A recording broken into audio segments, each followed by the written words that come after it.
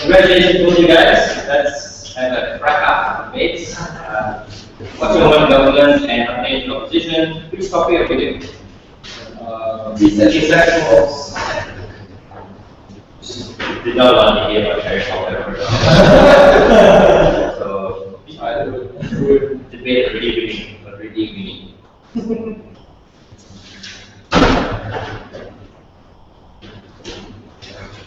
Okay. It's a great pleasure to my first speaker, the Prime Minister, starts.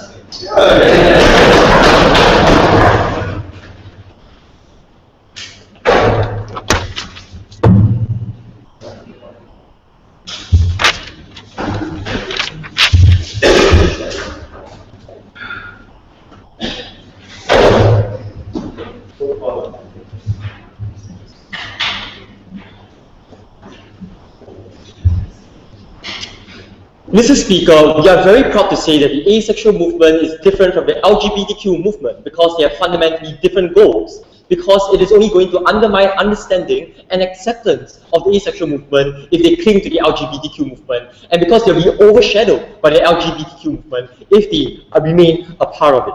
So some clarification for today, right? What is the difference between the asexual movement and the LGBTQ movement? Whereas asexuals do not have any sexual attraction, LGBTQ people generally have some sort of attraction, although their sexuality is more unconventional. Second of all, even though for asexuals, it is very clear that it's an inborn trait for them, right? Whereas for LGBTQ people, it is a bit less clear. Often, there are lifestyle choices which are involved in there, and so for instance, like the life partners that these people might choose. Second of all, we say that the LGBTQ movement is different from asexuals, also in terms of what they're fighting for, right? Whereas the LGBTQ movement is fighting above and beyond social acceptance for legal rights. So, for instance, recognition of different genders, of beyond the male and female binary, or for legal rights and equal rights to marriage under the law. These are less relevant for the asexual movement. What is more pertinent for them is fighting for social acceptance and understanding in society. Yeah. Finally, we would like to clarify that within this debate, hold a moment, both movements can still support each other. Just like how women can attend like a rally for blacks and equal rights for blacks. We think that so similarly, asexuals can very well support and attend Pink Dot, and we do not see any problem with that. We merely say the movements are different. Yes, sir. Sexuals might have a different goal from the lesbians and gays when we want people to move to subsidized things like sex change, right? Just because we have different goals, why does that mean that we can't be cohesive in the same movement? Sir, we say that precisely because their goals might be similar but not exactly the same, therefore we say that it's possible for them to support each other, but that does not necessarily mean that they're part of the same movement. We think that they're distinct in that way. Which brings me more nicely to my substantive, right, about what these different goals really are, why they should therefore be different. I really explained to you how like the LGBTQ movement is fundamentally fighting for legal rights and acceptance, whereas the asexual movement is fighting more for like social acceptance, right? And this inherent difference in them already means that their movements have different goals and therefore are rather different in nature. But above and beyond that, why do we think that it is so important for them to remain separate from one another, right? When the asexual movement remains part of the LGBTQ movement, this means that they are expending unnecessary energy and effort in participating in the LGBTQ movement, right? Especially since their LGBTQ comrades are going to say that you need to contribute to this movement, you need to show us that you're part of this movement, and this means that they're going to have to participate in like activities they've got to help organize activities for LGBTQs, they've got to help raise funds for court battles fought by lesbians or by gays, right? And this is an additional and unnecessary burden for these asexuals when it's not their goals. Second of all, we also say that these kinds of goals, like which are trying to be fought for, are above and beyond what they are trying to achieve. It is harder to achieve these kinds of goals, right?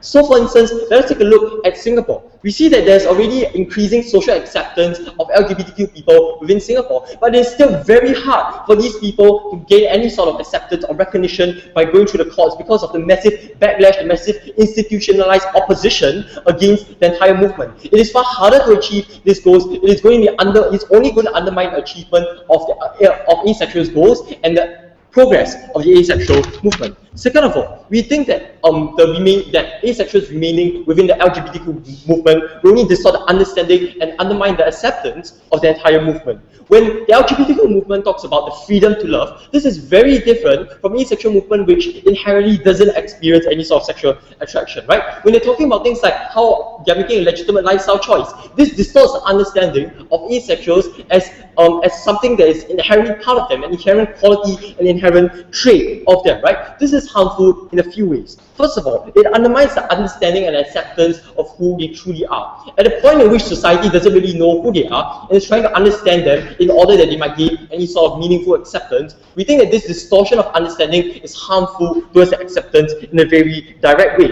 More importantly, we're even talking about groups such as uncertain asexuals, like asexual teenagers who might be grappling with their sexuality, who will only be confused by the kind of rhetoric that's being employed by the LGBTQ movement at the point where asexuals form a very, very direct part of this movement, when these people, when these teenagers are trying to cling to that community and find acceptance within the entire community. Furthermore, we say that this even leads to backlash arising from the misunderstanding and even the association with the LGBTQ movement to begin with, right? We're talking about things such as the religious stigma that exists, a very strong religious stigma against the LGBTQ movement, which will only be inherited by the entire asexual movement were they to form part of it, right? Because these people are fighting along with these sinners, or along with people who are opposing the will of God. We think it's only going to be far harder for them to gain acceptance by members of the religious community, by religious leaders. It's only going to undermine their acceptance. In a very worse situation, the asexual movement might even be associated with things like gay pride parades, right? Flamboyant sexuality, which is the entire antithesis of what the asexual movement stands for, and undermines the understanding of whom they really are and how we should understand them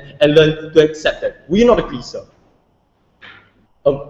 Sir, you're already claiming that the sexual movement is small and not accepted. How will separating from a larger movement actually help them in benefit?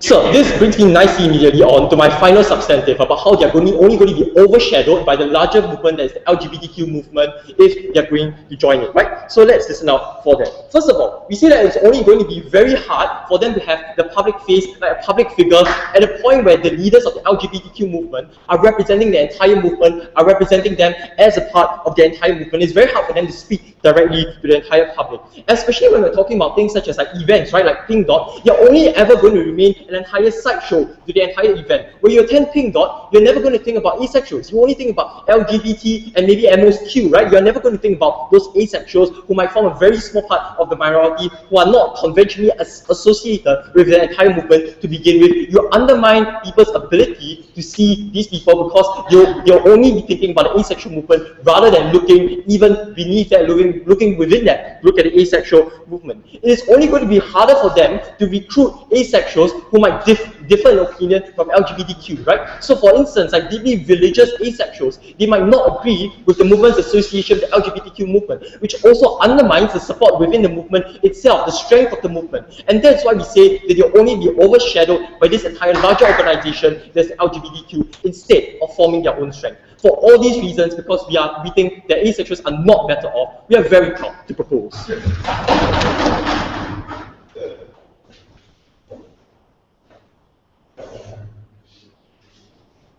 Right, thank you very much for that speech. Let's make a proposition and lead a proposition.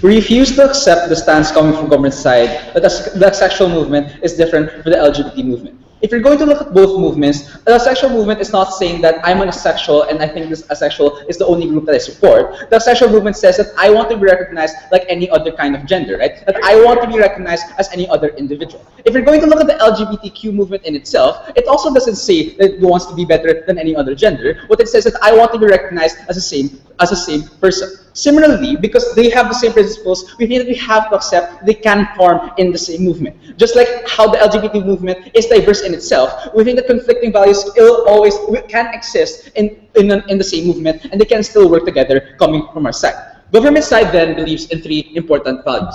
Firstly, within the goal of the LGBT movement and the asexual movement is not to raise themselves above the heterosexuals or not to raise themselves about any other gender, right? But all they want is to strive for gender equality and gender acceptance. We need to accept that both sides want to make sure that people will be recognized as individuals and their value. Sit down. Secondly, we think that the LGBT movement right now is already accepting of different values. If you're going to look at the LGBTQ movement right now, it's so diverse that you have people that are flamboyant homosexuals and they're closeted homosexuals, right? There are people who support, there are homosexuals who support gay marriage, and there are homosexuals who also say that gay marriage shouldn't even be supported in the first place. Now, obviously, in the context right now, there are already conflicting values in the LGBTQ movement, right? So we don't accept the logic coming from his side that just because you have conflicting values, they cannot exist in the same movement. Thirdly, we also need to accept that the asexual movement right now is not as big as we like to think it is, right? Sit down. You'll be hard-pressed to even mention the name of an asexual movement right now, right? Even in this debate, you're going to be hard-pressed to find one. What does this tell you? It tells you that right now, they cannot gain traction on their own. They need some way to make sure that their name is in fact going to be out there. They need some way to make sure that there is attention for their movement. Within the only way that's going to happen is we go along with the support the LGBTQ movement is already accepting right now. Let's get on first to a few points or about sit down. The first thing he brings to us is that the idea that because they have different values, they can simply not coexist in the same movement. Firstly, if you're going to look already at the anti-discrimination laws that exist in status quo, it also protects atheists, right? Even if we have anti-discrimination laws for religions, it also still protects atheists. It tells you that although these kinds of laws are designed or pertain to one person, the goal is still the same, right? The goal is to make sure that discrimination does not exist. And we think that because atheists are also part of this, or we think we can do the same thing when it concerns asexuals and homosexuals. Sit down. And we think that there's a conflicting stance coming from their side, especially look at the idea of different goals and therefore they cannot exist in the same place, right? Sit down. Because in the context right now, we think that the LGBT movement is diverse. It's not homogeneous. What does this mean? It means that in the LGBT movement, there are different branches with different sets of values already.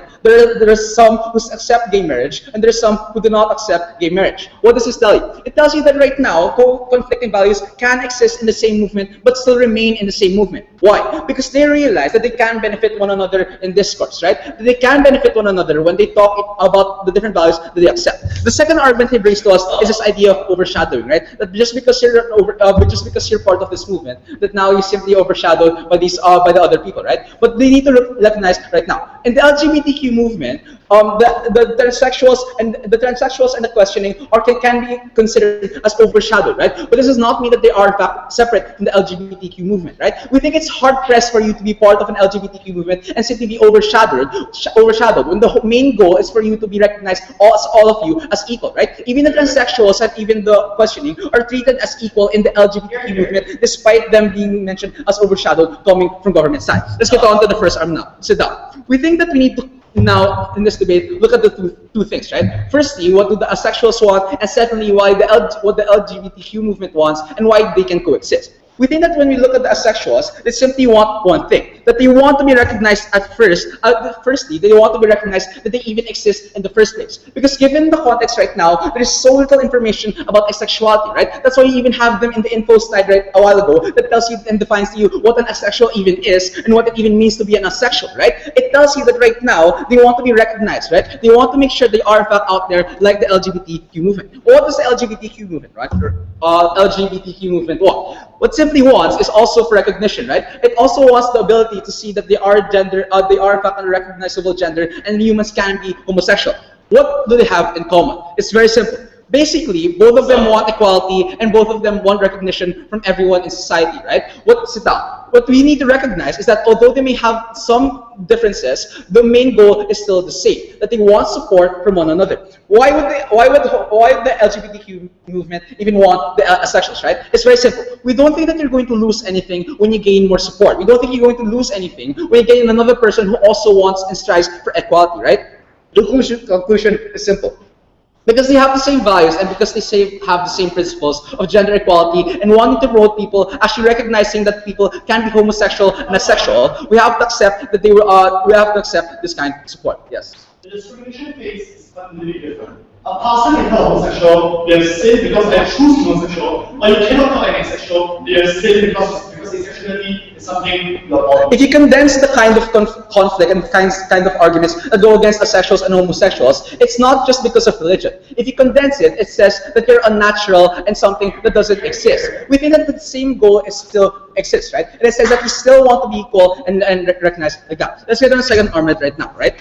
we need to recognize two important contexts. One, again, the asexual movement is so small that we can barely even recognize a name of a sexual movement. And secondly, there's so little information that people cannot even recognize if maybe they're asexual or not. Why is this important? We definitely can, in fact, work with the cohesiveness of the LGBTQ movement right now. Because right now, for example, the Pink Dot Parade, as shown in the video slide in Singapore, or maybe in the legalization of gay marriage, we need to recognize that the LGBTQ movement is gaining traction, right? And with that, we think the asexual movement can support that traction and gain help from that traction. Because if you do not, we have a question coming from government side. What do you do to make sure that asexuals can gain ground and gain movement in the status quo? Because at least coming from opposition side, we do one thing. We gain recognition for them and gain them the ability to gain that traction coming from the LGBTQ movement, right? Government side does nothing to make sure that that benefit is going to exist coming from their side. But secondly, I think the second benefit is that we expose individuals who maybe think they're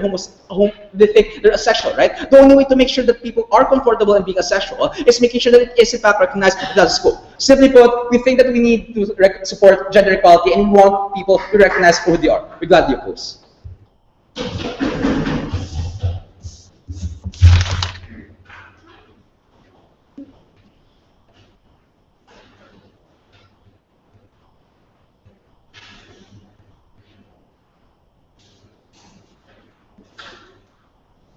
Right, thanks speaker for his speech. We now move to the second speaker. We go inside. Everybody inside.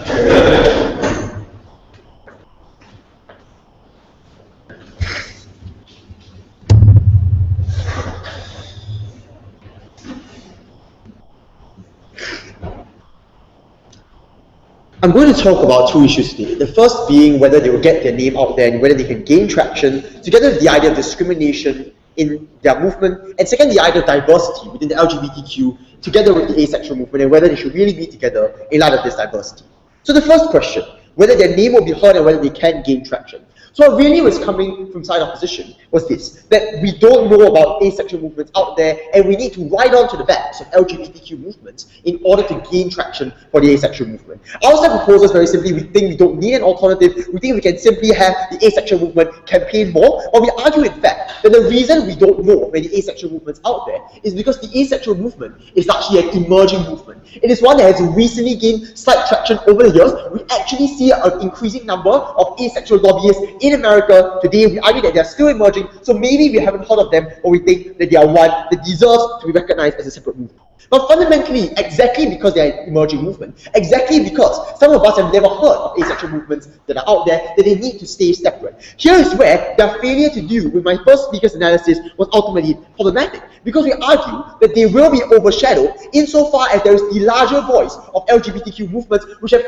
already been established, which have already gained traction. A movement which is lagging behind currently should not join a movement which is so far ahead, because its voice will only not be recognized, its voice will not be respected within this group. We argue that this is the case. But their question, well thank you sir, was that the transgender movement, for instance, is also not as recognized and therefore, but are still together with the LGBTQ movement. This, however, does nothing to prove that the asexual movement should join this LGBTQ movement. It only serves to prove, if really the transgender are that different from lesbians and gays, that they can form a separate movement on their own accord. We aren't going to stand against that. But what did Timothy tell you that they failed to talk about? He told you two extra things. First, he told you that the problem with joining the LGBTQ movement is that the asexual movement's antithesis is that of flamboyant sexuality, which the LGBTQ movement is fighting for, something they failed to deal with. But the second idea, and more important idea, is that in overshadowing, you not only overshadow the voice to the public, you also overshadow the voice of asexuals to new recruits or to younger asexuals which might yet be uncertain, which don't want to join the ranks of the LGBTQ, thinking it's too flamboyant, or maybe they might be too religious. We argue this will ultimately mean that there is less traction that will begin in the long run for the asexual movement. So if you really want to talk about traction, we better deal with that. But the last thing is that you shouldn't just join it to gain traction in the case in which you are different. And here's where they never really engage with the nuance coming from my first speaker, right? Because we argue that these have inherently different goals in the first place. The LGBTQ movement fights for legal rights, fights for legal institutionalized rights, whereas the asexual movement doesn't need to do that. Because while the LGBTQ movement might not be able to marry someone of the same gender, might not be able to have sex with the same gender, the asexual movement doesn't need to do that because it is only fighting for social acceptance. We argue that they're different and they don't need to take on the additional burden of getting funds of, court battles or organizing events that don't necessarily fight for their cause. We argue that this is only a burden that we shouldn't put on an emerging movement. But the logical extension of their argument really is that we will suddenly merge all political parties because their goals are all the same, because we want to fight for a better nation. So really the logical extension is let's just merge all political parties into one. We don't argue that that's fundamentally the same thing. Don't you agree, sir? Sir, how come then does the LGBT movement accept that there are homosexuals that accept gay marriage and homosexuals that don't accept gay marriage? No, all homosexuals actually fight for gay marriage. We don't think that they're that diverse. But even if we accept that they're that diverse, I'll actually be forwarding further in my positive matter later how joining this fragmented and diverse movement is ultimately harmful to the asexual movement. But let me talk a little bit about discrimination before I move to that. So back to the idea on their side, right? Really, the argument against our idea of religious backlash was that we have policies for the religious which ultimately protect atheists as well. Yes, that is true, but that is not congruent with the asexual movement joining the LGBTQ movement. Why? Because the asexuals don't benefit from equal marriage laws. Because the asexuals don't have to fight for marrying a male marrying a male or a female marrying a female. They don't benefit from equal sex laws as well, right? We argue that the asexual movement doesn't need to fight for these things. So even if we accept that policies for the religious protect atheists, this does not mean that policies for the LGBTQ protect the asexuals. We ultimately argue that they are different, and this incurs an unnecessary burden, something my first speaker brought up they need to deal with at least earliest in second. But let me move on now to the second idea, the idea of diversity, which was the thrust of first speaker's case. What did he tell us? He told us that there are a diverse range of homosexuals and LGBTQ members, right? And we argue that first, they are fighting for a common goal, for equal marriage rights, for equal sex rights. We argue that they aren't that diverse in terms of goals, vis-a-vis the asexual movement, which we already established is fighting for social acceptance as priority rather than legal rights. And Timothy's further extension to that, which he never dealt with, was that it might be actually more difficult to fight for legal rights rather than social acceptance, and that will actually harm the asexual movement insofar as they don't need to cross this additional barrier of fighting for legal rights. Whereas in countries like Singapore, as he talked about, we already have largely social acceptance, but yet have failure to recognize them in legal institutions. We argue that this is a burden they don't need to take on. But we argue, in fact, their diversity point works against them. Because many of these individuals inside the movement disagree on whether or not they're even born this way or whether it's an inherent trait. Something that Timothy talked about, once again, they failed to deal with. Because it distorts the understanding of what exactly constitutes the asexual movement. Insofar as members of this movement have already established that this is an inherent trait, we don't think we need to still fight for understanding as to whether it is an inherent trait or not. We don't think we need to surpass the barrier which the LGBTQ movement has yet to surpass. The asexual movement has already established that it is an inherent trait. We don't need to continue this. We think that understanding is something that is exceedingly important. But let us build on that and flip the diversity argument against them and show how, exactly because of the fragmentedness of the LGBTQ movement, that ultimately the asexual movement should not join it. Here's our argument. It's very simple. That the LGBTQ movement, even though it is fighting for a single goal, is ultimately very incongruent as a movement today, where we see different frontiers of the LGBTQ movement fighting for different things. Some prioritize equal sex rights before equal marriage rights. Some prioritize equal marriage rights on top of equal sex rights. Others prioritize social acceptance on top of legal institutions, and others do it vice versa. We argue that there's a huge and varying frontier of LGBTQ movements. Ultimately, we think that the asexual movement, with one single aim of social acceptance and one single understanding of what they are as an inherent trait, will be harmed if they were to join a fragmented movement as that. Because not only will they be unable to stand out from the variety of voices this fragmented movement have, it is exceedingly difficult for them to differentiate themselves now from the other forms of the LGBTQ movement, which is ultimately harmful insofar as we accept that the asexuals are different people from LGBTQs, from lesbians and gays. And therefore, joining the fragmented LGBTQ movement is ultimately going to harm the asexuals. It is going to distort understanding of asexuals. It is an unnecessary burden that they have to take up. We are very proud to stand in proposition.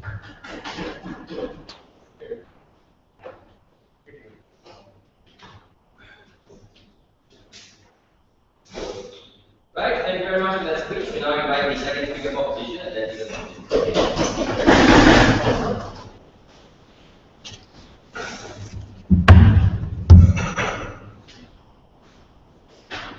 The LGBT movement will fight for the right of a woman to love another woman because it makes her happy. The LGBT movement will fight for the right of a man to love another man because it makes him happy. Why can't the LGBT movement protect the right of a person not to love anyone because it makes him happy that way? We have to understand that we might not be so different, and we have to understand that we are a movement that aims to protect. People will call gays and lesbians unnatural because they don't love the opposite sex. People will still call people who choose to be who choose to be asexual, unnatural because they don't love anyone, because they will never find quote-unquote happiness in their lives if they don't find families. We are not so different. We have to work together as a movement if we want to find some sort of traction in society. What am I going to do as a second negative speaker? Firstly, I'll provide you 3 responsive points, and later provide you 1 constructive point on the repercussions that the LGBT movement will incur if the sexual movement does separate from them, how they can be viewed as hypocritical in society. But before that, a couple of responses to the previous speaker. Let's tackle this shared idea coming from both speakers of affirmative, the differences of the asexual movement and the LGBTQ movement. But firstly, let's tackle the response to the PO of my partner and how all gay people do a lobby for gay marriage. Obviously, that's not true. Obviously, in society, you will find a lot of gays who are against gay marriage, and you will find a lot of gay people who are for it. This is an example on how society, on how the movement already factors onto levels, right? But the first level of response then is that the goals are not so different. When you talk about the acceptance of a person beyond his gender and the lack of thereof, and an acceptance of a person for his sexuality and a lack of thereof, right? They're not exactly different. We can still work together. But on an even if response, even if it was different, even if we're so different, then the LGBT movement does benefit from differences, right? Does benefit from a certain level of discourse. That's why you will find conservative homosexuals, and you will find very flamboyant homosexuals. You will find transgenders who will lobby for sex changes, and you will find transgenders who are not for sex changes, right? We still benefit from this discourse. We take the even if response against them, and they need to find a new evolved response. Secondly, this whole idea that a sexual movement might be overshadowed. Wait, let's take a step back. If both sides already work in the characterization that a sexual movement is small, how then can a sexual movement, if they splinter from a larger movement, be effective in society, be effective for their counter-proposal of campaigning, right? If it took an inflow side to educate debaters from 8 nations, then I think there is a problem when you talk about the movement, right? That's why they need to band and rally together with the movement, right? And lastly, this whole idea that the difference of discrimination is wrong. You know, people will call being gay a sin, and people are accepting from sexuality. On the first response, obviously not, right? If people already don't accept gays, then people will also don't accept asexuals for their lifestyle choices, for their lifestyle choice not to settle down and have a family. Asexuals are still discriminated on that level. But even on the second level, we question them, right? Because I'll take you later. The previous speaker talked about how, you know, they don't fight for anything tangible. They don't fight for laws. Yes, they do, right? Even asexuals fight for anti-discrimination. Even asexuals like to fight that they need to amend this anti-discrimination laws to include asexuality as part of something. But even, let's take another even if response, right? Even if they didn't fight for something, we question what exactly is wrong with social acceptance, what exactly is wrong with fighting for social acceptance, if it is so necessary so that people don't get discriminated. Let's tackle the substantive point. I'll take you later. This whole idea that the repercussions of the LGBT movement will occur if the sexual movement does separate from them. Let's tackle the premise of the argument. The LGBT movement is always strategic when it comes to positioning itself in society. We think currently the LGBT movement positions itself as a counterbalance, right? What kind of counterbalance do we mean? In society, it will protect the marginalized and those who cannot fit into the quote-unquote norm, to the quote-unquote majority, right? Asexuals, we think, are part of this minority. We think people don't recognize them. We think people don't acknowledge their beliefs. So what are the repercussions we're talking about in this debate? And we talk about the nuancing of this debate. Firstly, we think it goes on to the image and portrayal of the LGBT movement. We cannot portray the movement as someone who protects the marginalized if we splinter the asexual movement for us. But secondly, we cannot portray or we cannot defend the acceptance of a person despite his sexuality if we kick out asexuals from the movement, right? Because they celebrate gender and the sexuality and the lack thereof, right? For example, in the same respect as what my partner gave an example, right? Anti-discrimination laws protect the religious, but it also protects atheists, right? And the lack of religion. In the same way, the movement can then accommodate for this whole idea of gender acceptance and sexual acceptance, even for asexuals. But before that, yes. Do you think that LGBTQ, the civil rights movement, the feminist movement should join together because they are all fighting for equal representation and protection in society? Obviously, sir, they can work together, but what we're trying to tell you is it's essential for the LGBT movement and the asexual movement to join together because they're essentially like part of the same egg, right? They're essentially part of the marginalized. They're essentially part of the people who are looked down upon. It's different when you talk about race. It's different when you talk about it's different when you talk about the civil rights movement because obviously this is a question of sexuality and a lack thereof, right? When you talk about that example, but we tell you that they need to be together because we need to portray the LGBTQ movement as someone who is not hypocritical. Because if they do separate, if they don't form together, then it portrays them as in a very hypocritical light.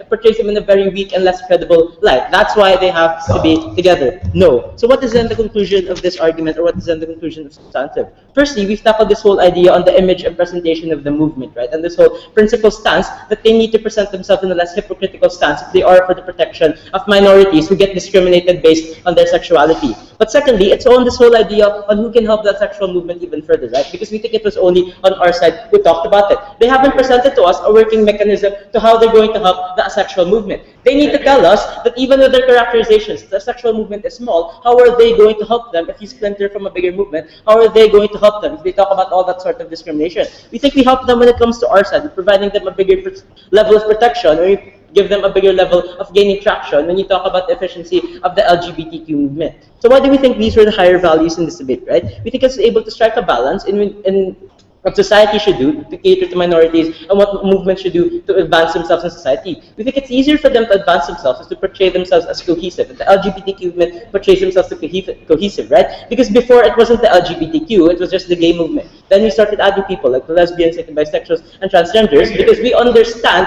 that we need to evolve as a movement if we're going to societally progress. And we think we have no problem if you're going to make it the LGBTQA movement, because it's part of your movement as a society to evolve, right? Before it was just the LGBT movement, then we added the letter T, and then we added the letter Q, and now we think it's time to add the letter A. These are the things that will make a movement progress in society, and we think these are the things that makes negative proud to oppose.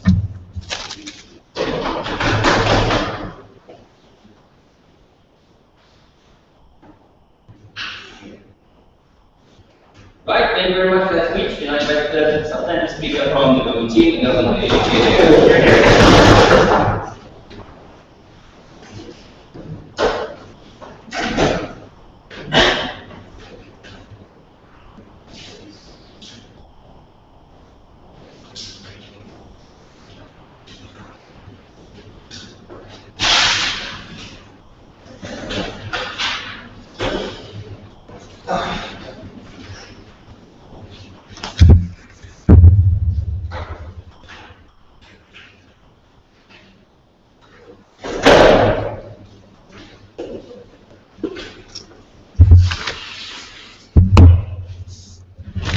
There's so much saliva here.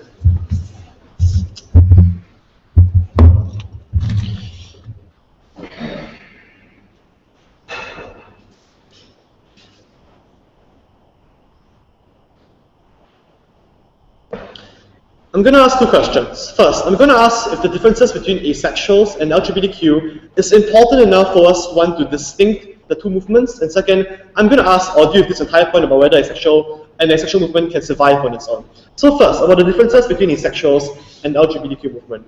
Both sides agree that there are fundamental differences and yet at the same time similarities between these movements. We told you the fundamental nature of your sexuality is different because the very element of sexual attraction is gone. Whereas the similarities between L, G, B, T, and Q is that we assume that there's some sort of attraction towards another person. This doesn't say that ultimately, it is all similar because we're all fighting for the same objective of gender equality. If you think about it, all of these are true. The question we therefore have to ask is what differences are relevant such that they are crucial to the conveyance of these movements, right? So, so with this framework, let's deal with their point, right? They're trust with the accused of gender equality.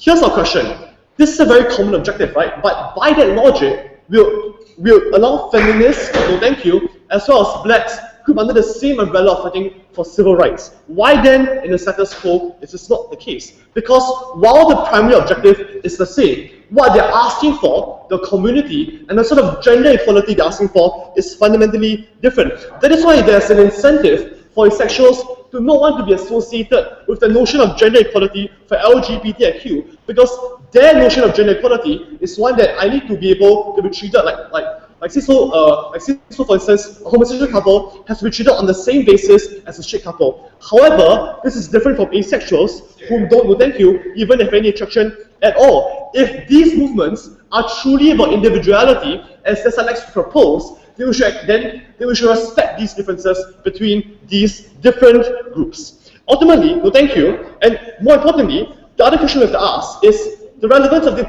is that how are these differences relevant insofar as some of these aspects of LGBTQ incur resentment whereas these aspects are not present in the asexual movement, and therefore this resentment and these obstacles don't have to be incurred by the asexual movement. What am I talking about? For instance, thank you, the notion of choice, the uncertainty that some homosexuals or some bisexuals choose this lifestyle, and therefore, predicated on this assumption, pastors and religionists tell them that it is a sin because you have chosen to be this way. But this sort of resentment will only be incurred by asexuals the moment pastors associate them with this notion of choice, whereas they're fundamentally not, whereas they fundamentally did not choose to be sexuals. And more importantly, like this very notion about the man and woman being the fundamental family unit of society is also one that has drawn flake for the entire LGBTQ movement. And thank you. And we recognize that while religion is only one of the main obstacles of this movement, it is the biggest obstacle at that. And this is why this obstacle does not have to be taken on by the sexual movement.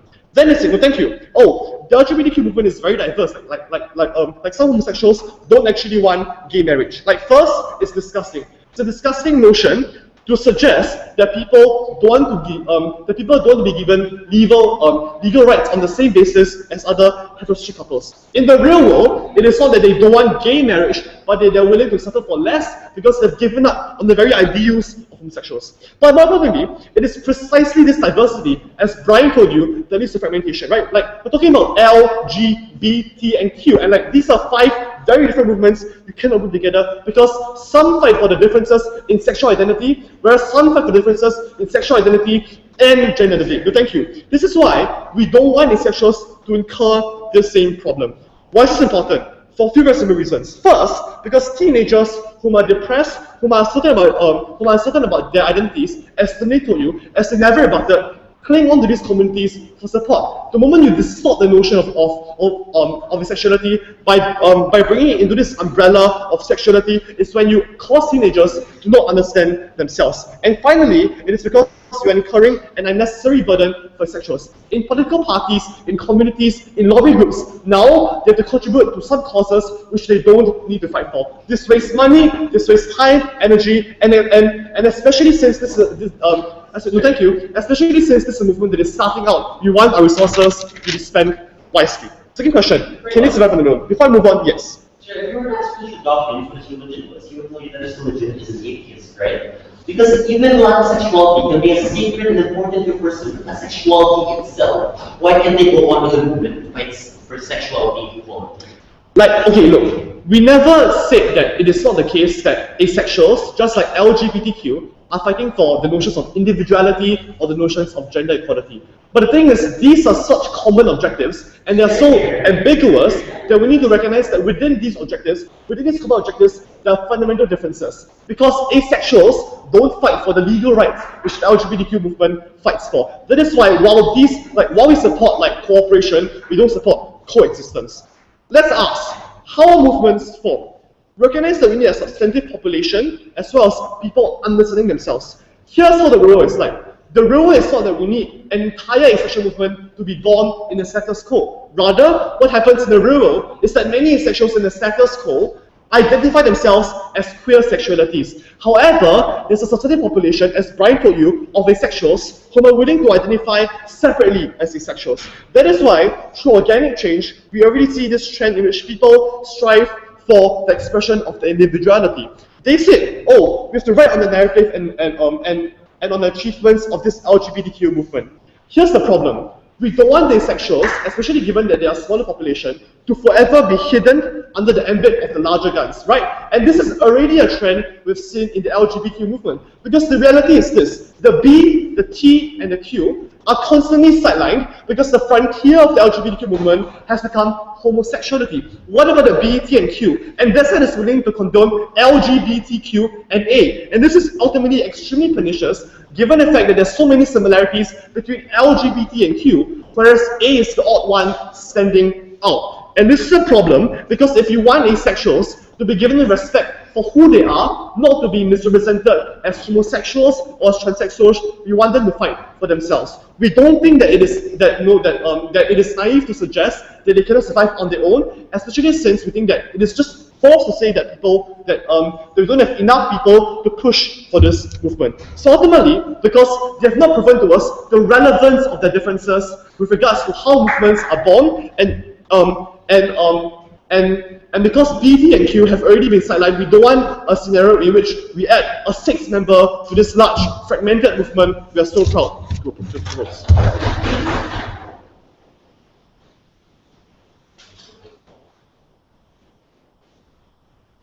Right, thank you very much for that speech. I'm trying to extend this speech to this debate, and now invite your opinion, please.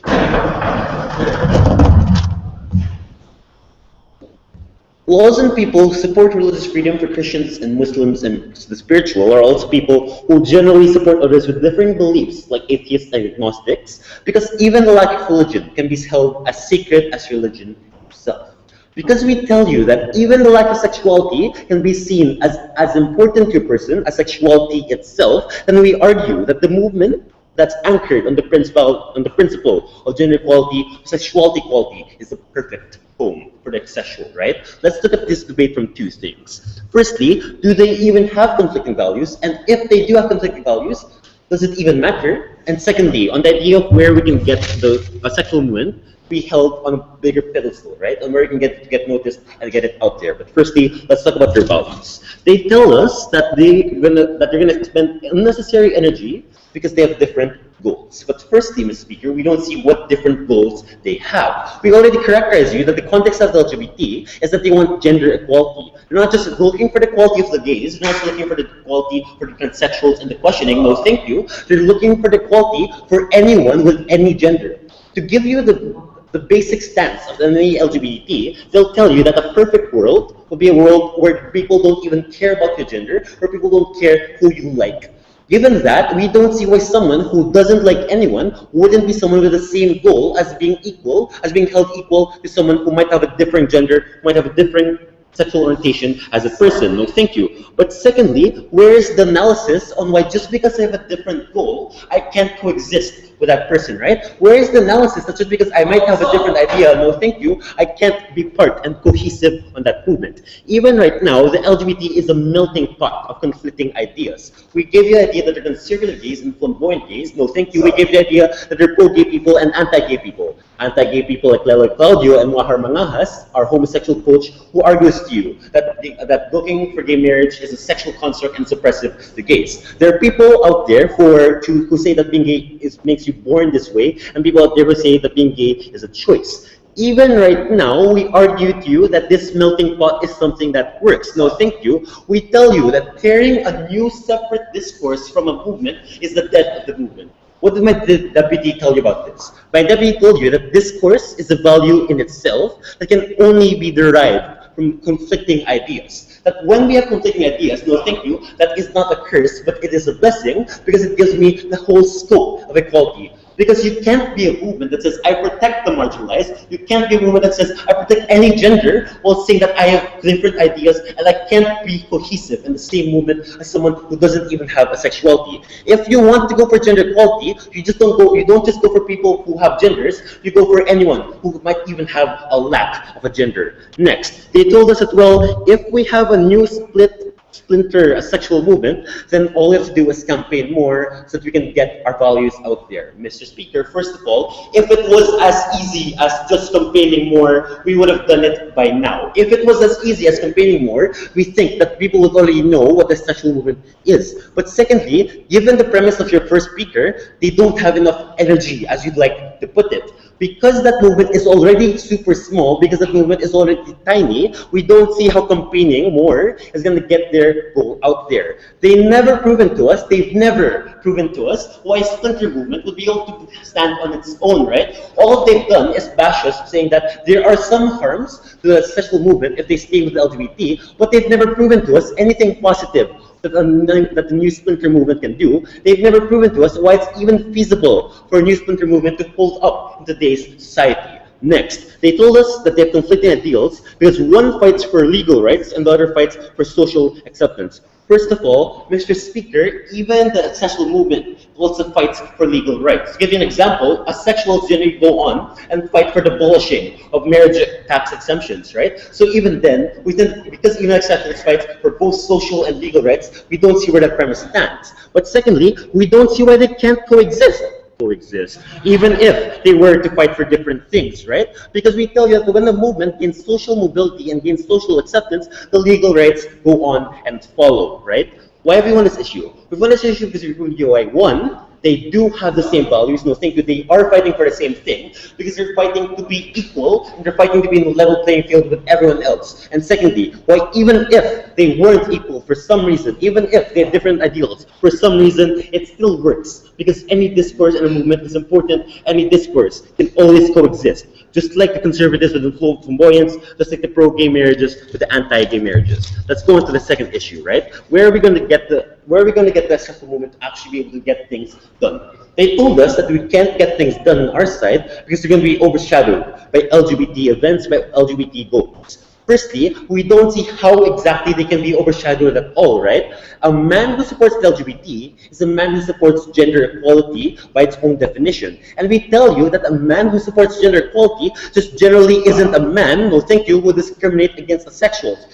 No thank you, if you have a man, I just said no thank you, if you have a man that supports gender equality, we don't see any reason why that man would go on and start discriminating against people who are sexual, against people who might be of a different gender. We tell you that even right now, even if they say that the BTQ and A part, even if they say that the BTQ part of the LGBT is being overshadowed, quote unquote, right now, we tell you that some people who support LGBT are generally also people who support bisexuals and people who support transsexuals, so we don't see what the problem is there. But secondly, we tell them that exact same problem, that exact same burden is present on their side, right? Because if they can be overshadowed by the LGBT, if they are too small to be overshadowed by the LGBT, then surely if they go on and splinter themselves and take themselves away from the bigger LGBT, then they're still going to be the same small when they go on away from them. If they still stay small and if they still stay as a splinter group instead of part of that bigger group, then surely you have less people looking at that movement. You have less people who even know that that movement exists because they don't have any way, they don't have any connection to people to make sure that their presence is known. Lastly, they told us that, well, they can't be together because then you're going to distort sexuality, that you're going to distort sexuality for accused teenagers and everything like that. Mr. Speaker, no. You know why? It's as simple as this. If you want to support LGBT, you support gender equality. You don't go on and tell someone that he's wrong because he might have a different gender. You don't go on and tell someone that his lifestyle is wrong because he likes someone or doesn't like someone. It's as simple as that. We don't see why anything is going to get distorted. Mr. Speaker, the LGBT was never there to make sure that gays reigned through. The LGBT was never there to make sure that the people were held up against other people. The LGBT is always there to make sure that people are accepted, that people are on a level playing field. And that's why I'm definitely proud to oppose.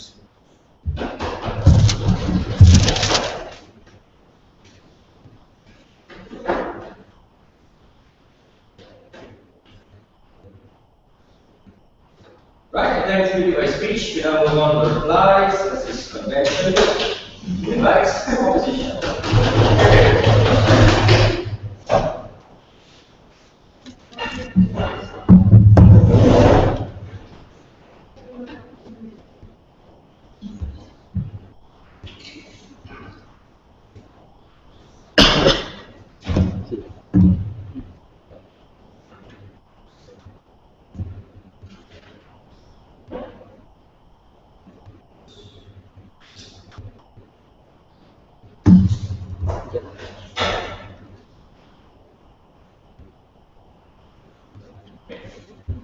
Ladies and gentlemen, we think this debate was a debate where a lot of characterizations were thrown around, right? Like both sides were talking about how movements actually work, both sides were talking about how asexuals actually think, and then we tried to condense them into actual arguments, and then we condensed them into responses. As a reply speaker for Negative, I'll tell you why Negative was able to win this debate and breaking those characterizations. Firstly, I'll talk about the fulfillment of burdens, and this is where we disprove the arguments coming from affirmative side. But on the second reply issue, I'll talk about the level of contribution that Negative brought you that affirmative didn't respond to adequately. Let's tackle the first reply issue on the fulfillment of burdens, right? This is where we disprove their arguments. What did we have to prove? We had to prove that even taking our worst case scenario where there might be small harms with asexuals, why is our side still better and why was our movement still better? What were the harms that they threw to us as our worst case scenario? The first harm that they brought up was that they might be overshadowed. This was coming from the Prime Minister. We already told you that following that logic, we should kick out the bisexuals, we should kick out the transgenders because there's more focus on lesbian and gay people. But obviously, we cannot do that because it just weakens the movement even further. So we disprove that harm to begin with. But secondly, the second harm that they threw at us that we had to defend was this whole idea that,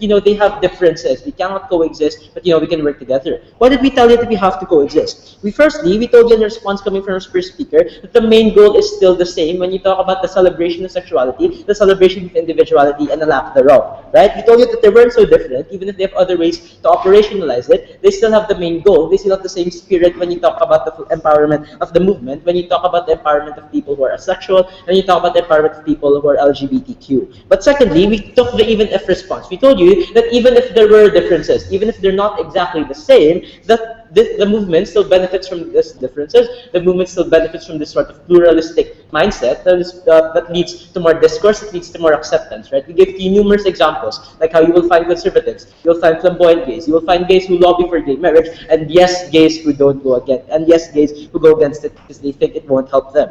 And lastly, the last issue they brought about, the last harm that they asked us to defend was this whole idea that, they lobby for different things. On the first level, we told you that they don't, right? Even asexuals fight against anti-discrimination. Even asexuals fight for something tangible, like the removal of marriage benefits. But again, we took the even if response. That even if they fight for different things, we think social acceptance is still a valid way because it's a stepping stone for you to gain more rights. You have to be socially accepted first before you gain other legal benefits, and we're perfectly fine with that. So we took the even if response. We were able to disprove that argument. We think they didn't fulfill their burden when they didn't present to us a working mechanism to how they help the movement. The most we got from them was this whole idea that they should campaign more, but we've proven to you why that's inefficient because both sides agree that these movements are small, that both sides agree that these movements need more traction. Let's tackle the second reply issue. The level of contribution and responses from affirmative. What was our what were the constructives we contributed? That one, they have the same goals. That two, how the sexual movement will gain more traction with the help of the LGBTQ. And thirdly, the movement will appear hypocritical and the need for the movements to evolve. What did they say in response?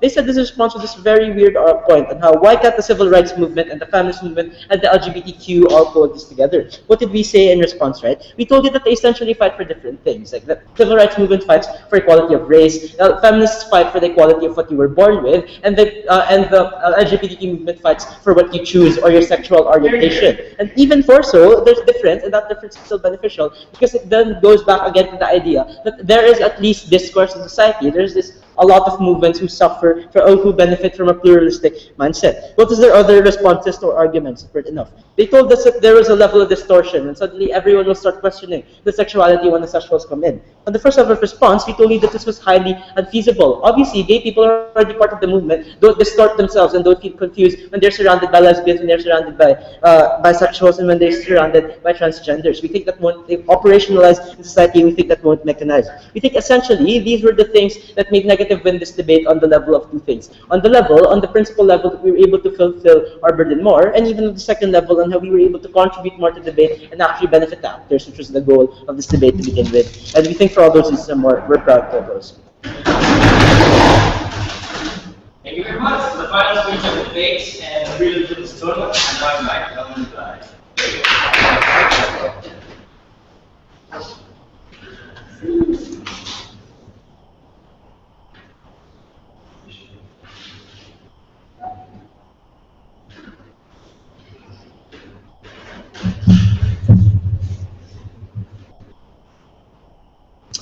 Mr. Speaker, it is most telling on-site opposition when they are unwilling to accept that because blacks are marginalized, because females are marginalized, because many of these different groups, these social groups in society are marginalized, therefore they should band together in a common cause, and that is the same logic that they want to apply to asexuals as well as the LGBTQ communities. At the point where they make such a fundamental contradiction, we clearly see the flaws in their case, we clearly see the flaws in their logic. Three main questions in today's debate. First of all, how similar really are these different groups? Second of all, how do we best obtain understanding and acceptance for asexuals? And finally, how do we gain traction, right, for the entire movement? So first of all, with regards to how similar they really are, at the end of the day, we brought to you very clear differences which are not as relevant to asexuals, things like the legal rights for marriage, things such as like how we want to repeal like the DOMA Act, etc., right?